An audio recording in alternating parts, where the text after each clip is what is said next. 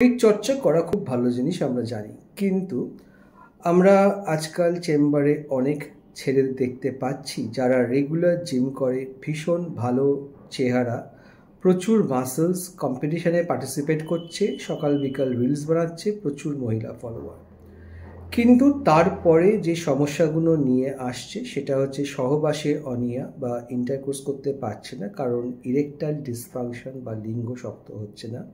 শুক্রাণুর পরীক্ষা করে দেখা যাচ্ছে যে এদের বীর্যে শুক্রাণুর সংখ্যা ভীষণ কম, মাঝে মাঝে শুক্রাণু খুঁজে পাওয়া যাচ্ছে না, যেটাকে আমরা অ্যাজোস্পার্মিয়া বলি। কারণ হচ্ছে যে প্রচুর অ্যানাবলিক স্টেরয়েড নেওয়া এবং টেস্টোস্টেরন হরমোন ইনজেকশন নেওয়া এবং অনেক সময় না বুঝে হরমোন সাপ্লিমেন্ট নেওয়া।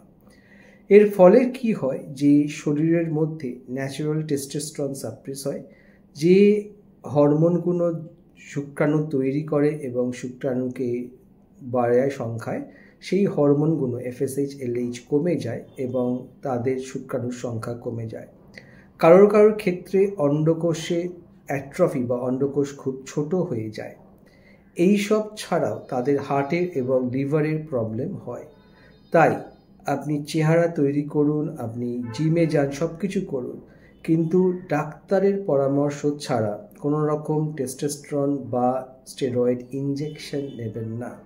এবং অনেক সময় দেখা যায় যে জিমের সিনিয়ররা বা ট্রেনাররা বলছে ঠিক আছে, এরকম হতেই পারে, আবার কোনো ওষুধ আছে যেগুলোকে এই সংখ্যাগুলো ঠিকঠাক হয়ে যাবে।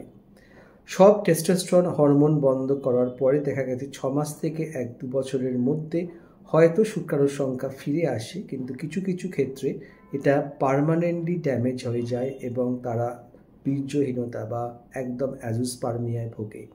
তাই জন্য আপনি যদি কিছু সাপ্লিমেন্ট নেন, সেটা ইনজেকশন বা অন্য কোনো ফর্মেই হোক না কেন, সঠিকভাবে ডাক্তারের পরামর্শ নিয়ে তবেই করুন, নাহলে কিন্তু এর কনসিকুয়েন্স খারাপ হতে পারে।